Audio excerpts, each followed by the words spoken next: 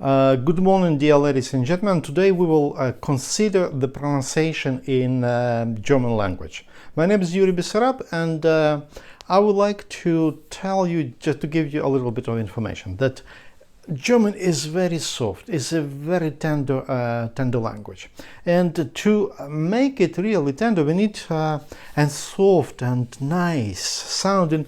We need to start with correct position of the tongue, and in German it's like this. So it's a bolt upside down, and the tip of the tongue is pulled a little bit here in this direction. So this is the typical or initial position of the tongue in German, and the focusing will be here at the root, at the throat. And we will use a decoy which was proposed by Kurinsky, Dresden. And to prove that this, we will start this time. We will start with the language, with a sound or with a movement. Yeah, I will say sound, which makes this language very soft. And these movements or these sounds are produced with the middle of the tongue and also in the middle of the mouth. And I say this is the sound I'm talking about, and it's ich. It's when we from this position we move a little bit up the middle of the tongue to the middle of the palate, so it will be.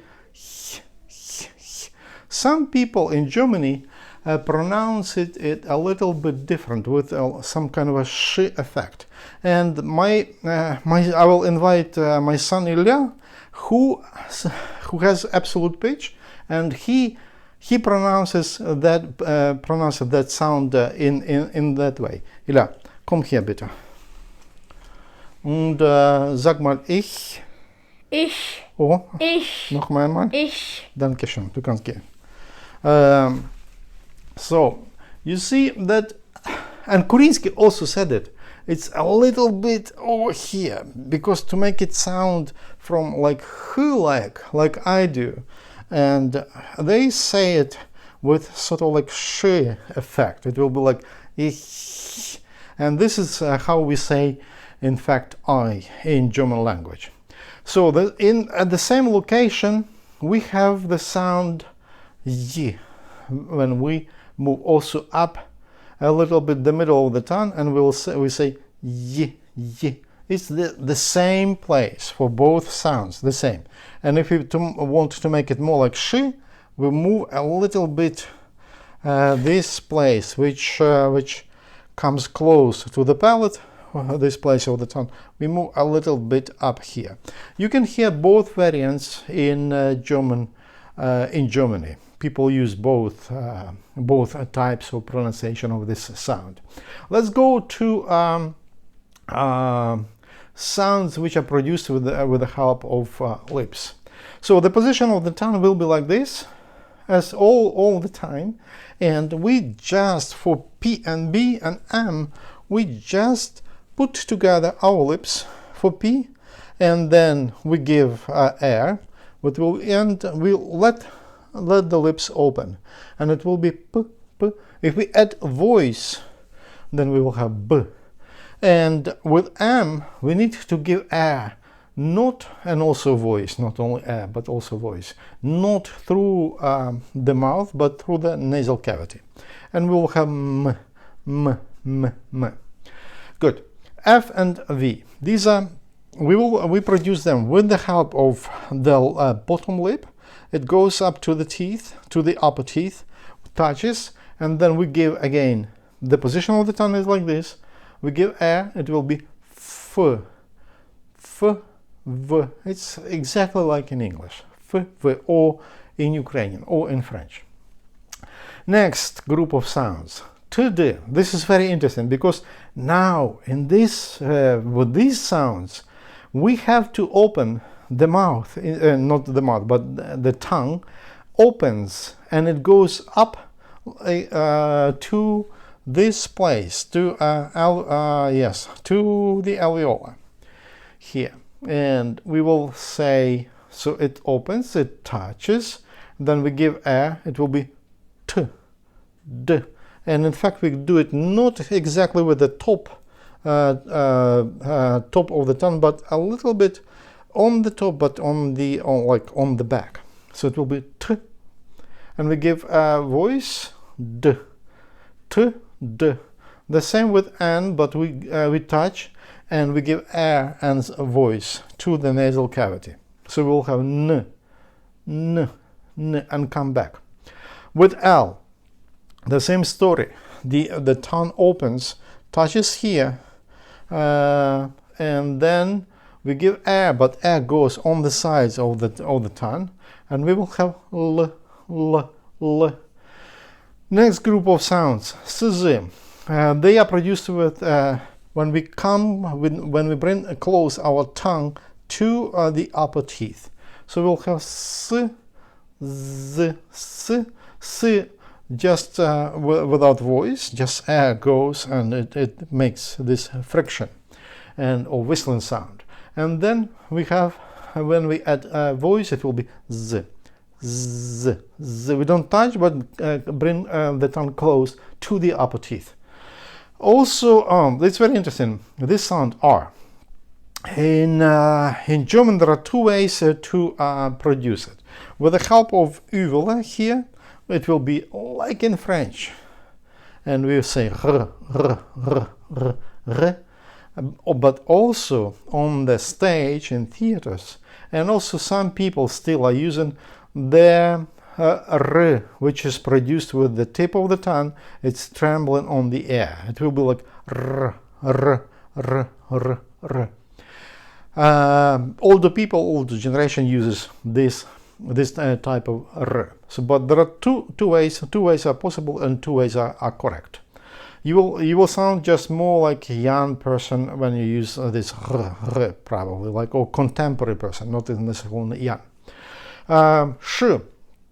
To produce sh, we need to approach the back of the front back of the tongue to this place, approximately to this place, and it will be sh, sh. We approach, we give a, and then we will have this sound sh, sh, sh, sh.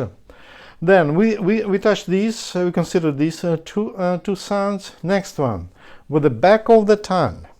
From this position, we just move back of the tongue and approximately to this place, near uvula, where the bone ends, approximately here. And we touch, give a, and we will have k. If we give also a voice, add voice to the airstream, it will be g, g. Also in German we have ng, ng. It will be the same movement with the back of the tongue. We touch here, but the air goes to the nasal cavity. And not only air, but also voice. Ng, ng, ng, ng. Also in German we have H or H, which we produced with, in this case, we pull the back of the tongue, not to this place, but to this, and give a little space, a little room here. Give air, and we will have H, H, like throat, H, H, H, H, H, H. Okay, this is with consonants, and I underline, these are the sounds, not letters. You will find how they are written in German language. There are, in addition, some words about vowels. In addition to regular vowels like e, a, a, o, u, we have so-called umlauts. Umlauts, that is like sounds with a u effect. And to produce those, there are three of them. To produce them, for example, a umlaut, we have to move our lips a little bit forward, like u, u, and say a, because we cannot say a. We will say a. This will be for a umlaut.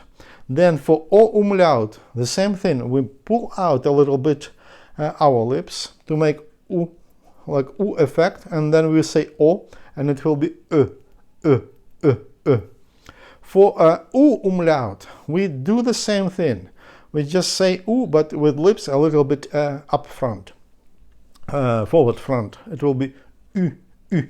And all the sounds in the German language, we send them to this location, to this focusing. So ü, ü, ö, ü, e, ö, ü, e, ö, ü. A umlaut, o umlaut, u umlaut. Now, ladies and gentlemen, congratulations. You can now enter into German language, which is very beautiful. Use these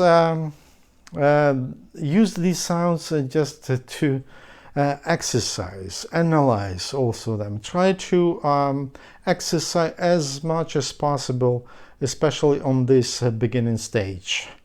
And try to also analyze the movements, how to make them, and see how, and you will definitely, considering everything I told you, you will sound very good, like real German. And also in the books, if you need any additional information, find this book, should be on the internet, find it, and you will have additional information, not only about how to produce these sounds, it's also there's information about focusing here, but most important, there is a lot of how to think in order to learn anything. Have a nice day. Put likes if you like this video, and also share it, please. Have a nice day. Bye bye.